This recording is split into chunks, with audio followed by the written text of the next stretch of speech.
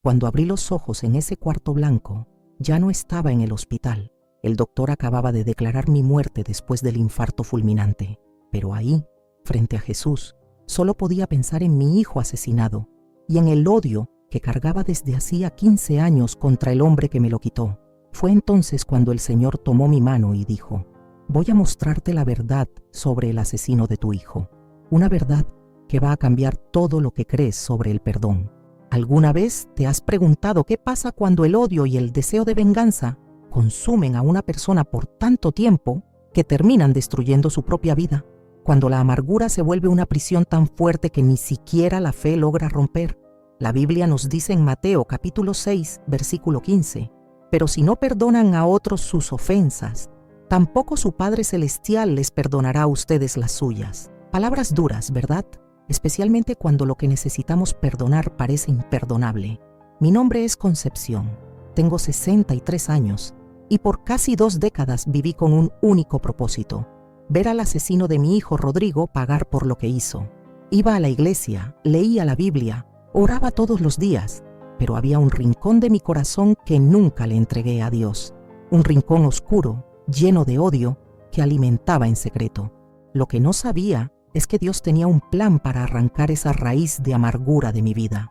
Y para eso, necesitó llevarme hasta las puertas de la muerte. Esa tarde de domingo, cuando sentí el dolor en el pecho y caí al piso de la cocina, mi hija Patricia corrió a llamar a la ambulancia. Los doctores después dijeron que fue un infarto masivo. Mi corazón se detuvo por casi 4 minutos antes de que lograran reanimarme. Pero en esos 4 minutos, que para mí parecieron una eternidad, algo pasó que cambió completamente mi vida, algo que nunca imaginé que fuera posible. Jesús me mostró la verdad sobre el asesino de mi hijo, una verdad tan impactante, tan diferente de lo que yo creía, que cuando regresé ya no era la misma persona. ¿Sabes ese odio que carcome por dentro? Esa sensación de que nunca vas a tener paz mientras no veas a la persona que te hirió sufrir, esa certeza de que algunas cosas son simplemente imperdonables. Fue exactamente eso lo que sentía todos los días desde que mataron a mi hijo en ese asalto. Rodrigo tenía apenas 22 años, estaba terminando la carrera de ingeniería, tenía toda la vida por delante, y en una noche todo se acabó porque un delincuente de 19 años decidió disparar durante un asalto. Me volví una experta en alimentar ese odio. Guardaba recortes de periódicos sobre el crimen. Seguí cada detalle del juicio. Me aprendí de memoria el rostro de ese muchacho que me quitó a mi hijo. A veces hasta soñaba con él, sueños terribles donde yo misma hacía justicia con mis propias manos. La gente de la iglesia decía que necesitaba perdonar. Mi pastor intentó aconsejarme varias veces. Hermana Concepción, me decía, ese odio la está matando por dentro. Necesita entregarle esto a Dios. Pero, ¿cómo perdonar algo así?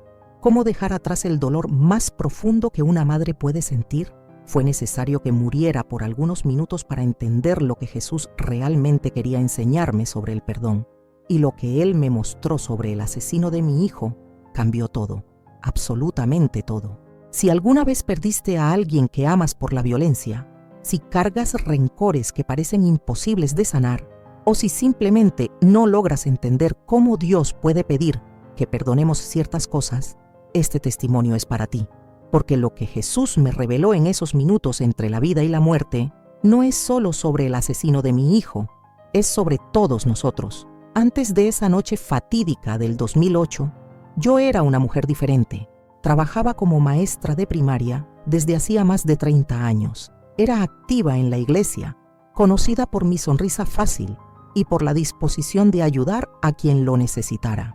Mi esposo, Sebastián, y yo teníamos 2 hijos, Rodrigo y Patricia, que eran nuestra alegría, nuestro orgullo. Nuestra casa en las afueras de Sao Paulo era sencilla, pero siempre llena de risas. Los domingos, después del culto, toda la familia se reunía para la comida.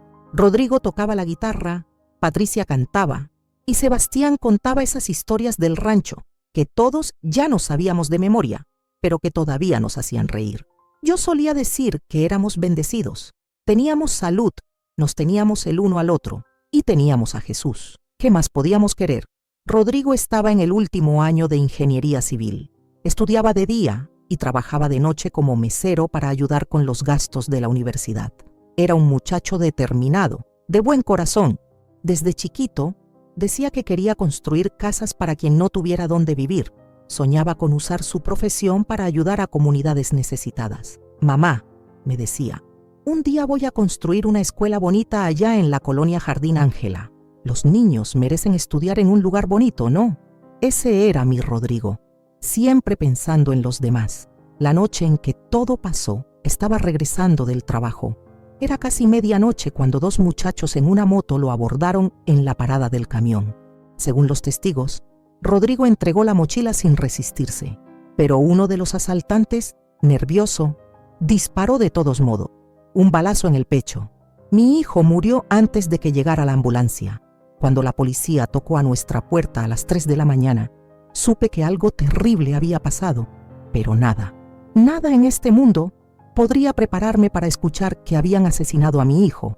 Los días que siguieron fueron un borrón de dolor. El velorio, el entierro, los amigos y familiares intentando consolarnos con palabras que no tenían sentido. Fue la voluntad de Dios, decían algunos. ¿Qué Dios sería ese que permitiría que un muchacho bueno como mi hijo fuera asesinado de esa forma? Una semana después, la policía arrestó a los asaltantes. Eran dos jóvenes, uno de 19 años, que disparó, y otro de 17. El más chico fue al tutelar de menores. El mayor, Marcelo, fue a la prisión. Cuando vi su foto en el periódico, algo dentro de mí cambió. Era un muchacho flaco, de mirada vacía. No parecía un monstruo. Parecía apenas un muchacho que le había quitado la vida a mi hijo. Fue ahí donde el odio empezó a crecer. Un odio que se fue alimentando día tras día, año tras año. Sebastián reaccionó diferente. Mi esposo, hombre de fe profunda, buscó refugio en la iglesia, oraba por horas, le pedía a Dios fuerza para perdonar. Concepción, me decía, no podemos dejar que este odio nos destruya también. Pero yo no podía. Simplemente no podía. Empecé a cambiar. Dejé de ser esa maestra paciente y amorosa. Mis clases se volvieron mecánicas. Mi sonrisa desapareció. En la iglesia, participaba en los cultos, pero mi corazón estaba lejos. Cuando el pastor hablaba sobre el perdón, yo cerraba los oídos. 5 años después de la muerte de Rodrigo, Sebastián se enfermó. Cáncer de páncreas, de esos que no dan chance. En 6 meses, enterré a mi esposo. Antes de partir, tomó mi mano y dijo, «Perdona, mi amor, por ti misma. No cargues ese peso». Pero no podía prometerle eso. El odio ya se había vuelto parte de mí. Patricia intentó ayudarme. Mi hija, siempre sensible, me llevó a psicólogos, grupos de apoyo para padres que perdieron hijos por la violencia. Nada funcionaba. Iba, escuchaba, regresaba a casa y seguía alimentando ese odio silencioso. Empecé a tener problemas de salud, presión alta, insomnio crónico, crisis de ansiedad. Los doctores decían que era el estrés, el duelo no resuelto. Recetaban medicinas que tomaba sin mucho interés. «Mamá», me decía Patricia, «se está matando poco a poco». Sabía que tenía razón, pero no podía parar, no podía perdonar. Y así pasaron 15 años, 15 años de una vida a medias, 15 años cargando el peso de un odio que solo crecía. Hasta ese domingo, cuando mi corazón finalmente dijo, «Basta». Era un domingo como cualquier otro. Había ido a la iglesia por la mañana, regresado a casa, preparado la comida para Patricia y los nietos que vendrían a visitarme. Mientras lavaba los trastes, empecé a sentir un dolor extraño en el pecho. Al principio, pensé que era solo cansancio. Al fin y al cabo, a los 63 años, ya no tenía la misma energía de antes, pero el dolor fue aumentando, irradiando hacia el brazo izquierdo. Empecé a sudar frío. La respiración se puso difícil, como si un peso enorme estuviera sobre mi pecho. Intenté llamar a Patricia, que estaba en la sala con los niños, pero mi voz falló. Sentí las piernas flaquear y antes de que pudiera apoyarme en el fregadero, me desplomé en el piso de la cocina. Recuerdo vagamente escuchar los gritos de mi hija, de mi nieto mayor corriendo a pedir ayuda, la sirena de la ambulancia. Después, todo se puso oscuro. Los doctores me contaron después que tuve un infarto masivo. Mi corazón se detuvo por casi 4 minutos antes de que lograran reanimarme. Clínicamente, estaba muerta, pero para mí, esos 4 minutos fueron mucho más que un breve intervalo de inconsciencia. Fue como si me hubieran transportado a otra dimensión, donde el tiempo no existía de la misma forma. Primero, sentí una paz indescriptible. Todo el dolor, todo el peso que cargaba desde hacía tantos años, simplemente desapareció. Era como flotar en un océano de tranquilidad. No había miedo, no había sufrimiento. Entonces, me di cuenta de que no estaba sola. Una presencia luminosa se acercó. No puedo describir exactamente lo que vi, porque no era como ver con los ojos físicos. Era una percepción más profunda, más completa. Concepción. Escuché mi nombre siendo llamado por una voz que parecía venir de todos lados y de dentro de mí al mismo tiempo. Una voz que reconocería en cualquier lugar, aunque nunca la hubiera escuchado antes. Era Jesús, no el Jesús de los cuadros o de las imágenes que vemos en las iglesias. Era una presencia tan real, tan viva, tan llena de amor, que me sentí completamente expuesta, como si cada pensamiento, cada sentimiento que alguna vez tuve estuviera visible para él. Y lo estaba. Principalmente el odio que cargaba. ¿Quieres ver la verdad sobre el asesino de tu hijo?, me preguntó. Sentí miedo. Durante 15 años había construido una imagen de ese muchacho en mi mente, un monstruo sin alma, un demonio que había destruido a mi familia. No quería que esa imagen fuera perturbada. Era más fácil odiar a un monstruo que ver la humanidad en quien nos hirió.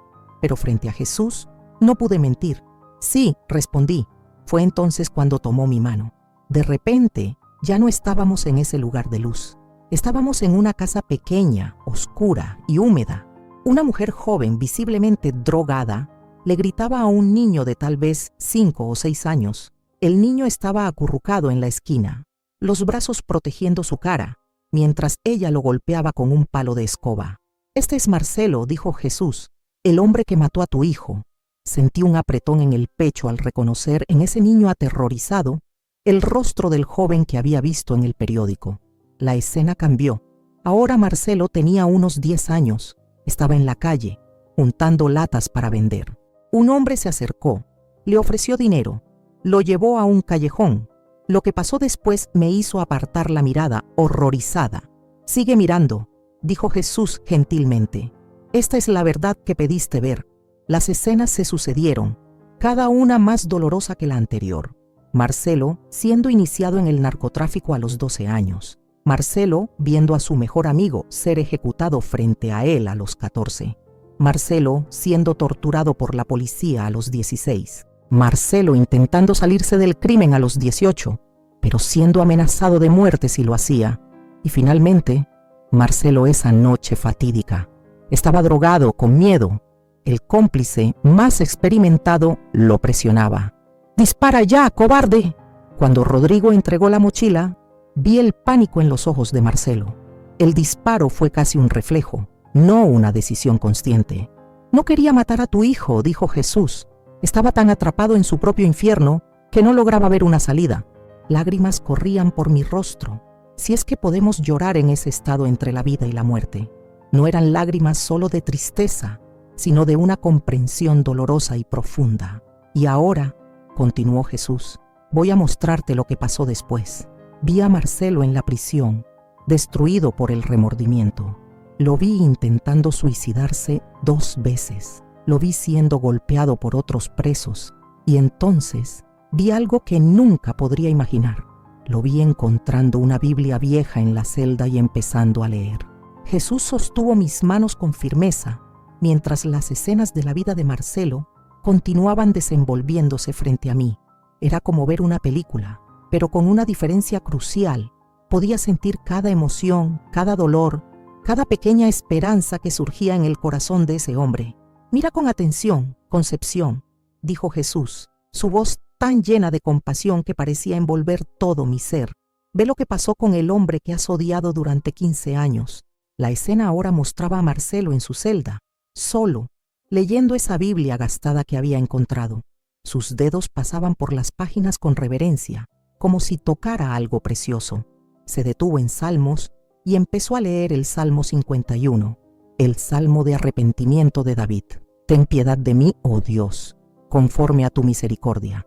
Conforme a la multitud de tus piedades, borra mis rebeliones. Lávame más y más de mi maldad, y límpiame de mi pecado.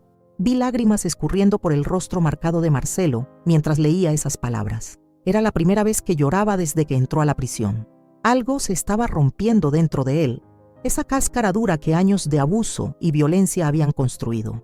Lleva 3 años leyendo esto, explicó Jesús, todas las noches, buscando entender si existe perdón para alguien como él. La escena cambió. Ahora Marcelo estaba en el patio de la prisión, apartado de los otros presos. Un hombre mayor se le acercó, un pastor que hacía trabajos voluntarios en el penal. Dios puede perdonar cualquier pecado, hijo, decía el pastor. No existe crimen tan grande para la gracia de Jesús.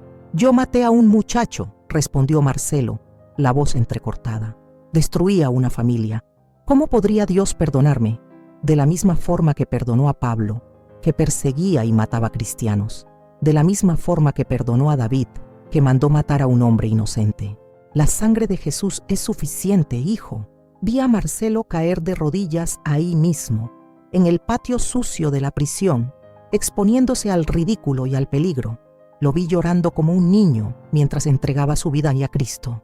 Este fue apenas el comienzo, dijo Jesús, mientras las imágenes continuaban fluyendo. Vi a Marcelo estudiando la Biblia con dedicación.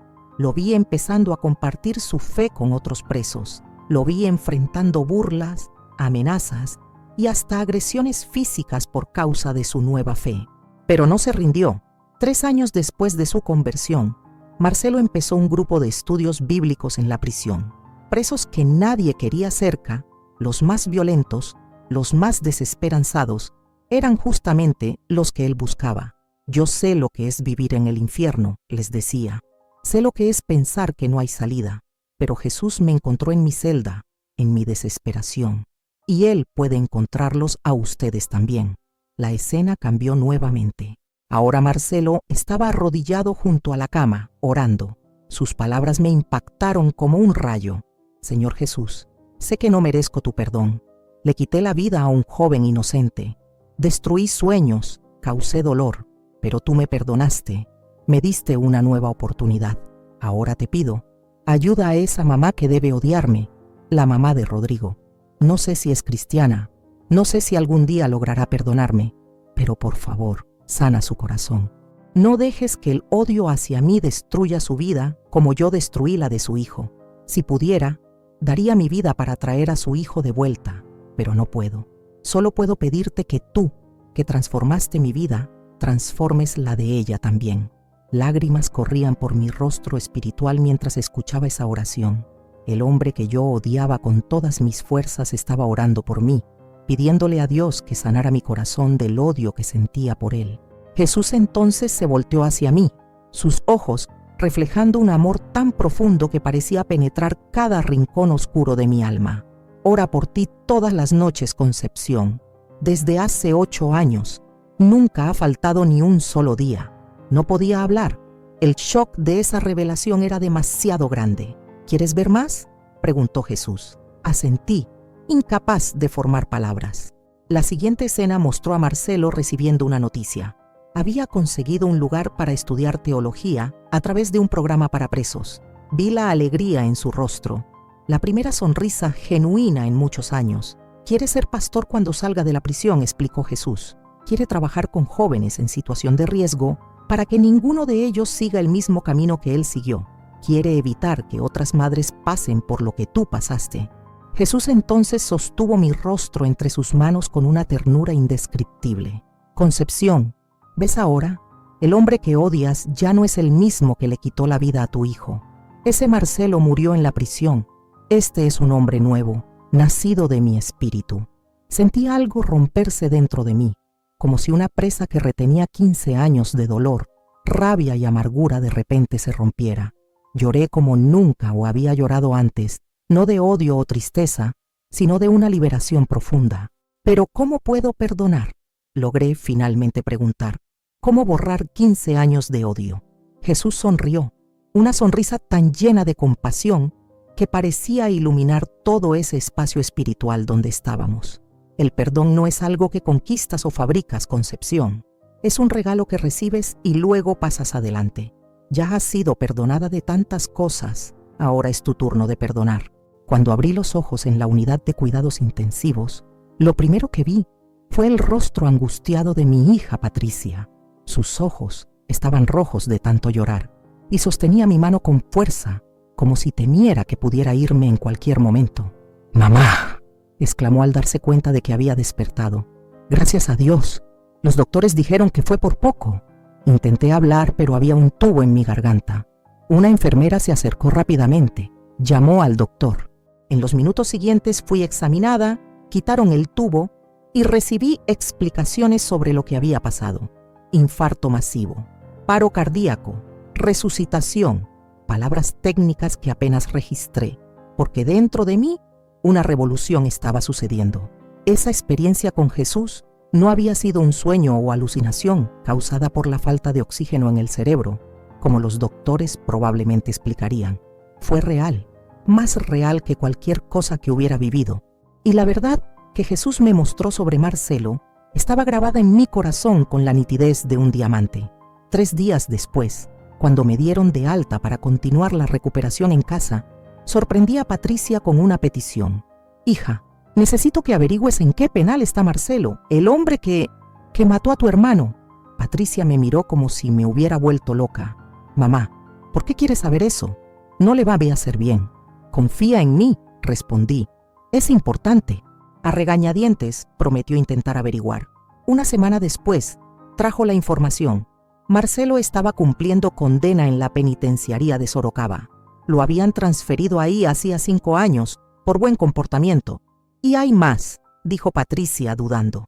Él está estudiando teología por un programa de resocialización. La trabajadora social dijo que se convirtió en la prisión y ahora dirige un grupo de estudios bíblicos para otros presos». Sonreí, lágrimas en los ojos. Jesús me había mostrado la verdad. «Quiero visitarlos», y anuncié. El shock en el rostro de mi hija era visible. «Mamá, no puede estar hablando en serio. Ese hombre mató a Rodrigo. ¿Por qué quiere verlo?». Tomé sus manos entre las mías y le conté todo. La experiencia que tuve mientras estaba muerta, lo que Jesús me mostró sobre la vida de Marcelo, las oraciones que hacía por mí todas las noches. Patricia lloró mientras yo hablaba. Cuando terminé, me abrazó fuerte. «Si realmente quiere hacer esto, voy con usted. No voy a dejarla pasar por esto sola». 2 semanas después, estábamos sentadas en la sala de visitas de la penitenciaría. Mi corazón latía acelerado, no de odio o miedo, sino de una emoción que no lograba nombrar. Cuando la puerta se abrió y Marcelo entró, escoltado por un guardia, sentí como si el tiempo se detuviera. Estaba diferente de la foto del periódico que guardé por tantos años. Más grande, claro, pero había algo más.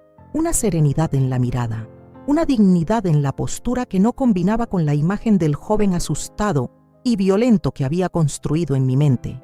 Cuando sus ojos se encontraron con los míos, vi el reconocimiento inmediato. Sabía quién era yo. Se detuvo a la mitad del camino como si sus piernas hubieran perdido la fuerza. El guardia lo empujó gentilmente para que continuara caminando. Marcelo se sentó frente a mí, los ojos bajos, incapaz de mirarme. Sus manos temblaban.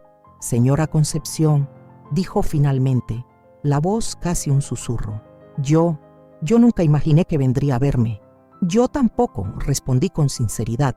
«Hasta hace algunas semanas le conté sobre mi experiencia de casi muerte, sobre cómo Jesús me mostró su vida, el niño abusado, el adolescente sin opciones, el joven desesperado que apretó el gatillo esa noche fatídica.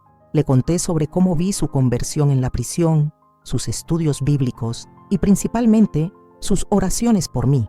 Mientras yo hablaba, lágrimas silenciosas corrían por el rostro de Marcelo. Cuando terminé, finalmente encontró valor para mirarme a los ojos. «Es verdad», confirmó. «Oro por usted todas las noches. Sé que no merezco su perdón. Lo que hice es imperdonable. Le quité la vida a su hijo, destruí a su familia. Entenderé si me odia por el resto de su vida». Respiré hondo buscando las palabras correctas, palabras que nunca imaginé que diría. «Te odié durante 15 años, Marcelo. Ese odio casi me destruyó, casi mató mi fe. Pero Jesús me mostró que ya no eres ese joven que apretó el gatillo, y me mostró que necesito perdonarte, no por ti, sino por mí. Extendí la mano sobre la mesa y toqué su brazo. Te perdono, Marcelo, de verdad. Se desplomó. No hay otra palabra para describirlo. Sollozaba como un niño, todo el cuerpo temblando. Los guardias se acercaron, preocupados, pero hice un gesto indicando que todo estaba bien. Cuando finalmente se calmó, Marcelo me miró con una expresión que jamás olvidaré. Era como si un peso inmenso hubiera sido quitado de sus hombros. No se imagina lo que esto significa para mí, dijo. Pasé años pidiéndole a Dios que me perdonara, pero siempre pensé que su perdón era imposible. Nada es imposible para Dios, respondí, sintiendo una paz que no experimentaba desde antes de la muerte de Rodrigo. Esa primera visita a Marcelo fue apenas el comienzo de un camino de sanación que continúa hasta hoy, 2 años después. Regresé a visitarlo varias veces. Patricia, inicialmente reacia, terminó acompañándome en algunas de esas visitas. Fue difícil para ella, más que para mí.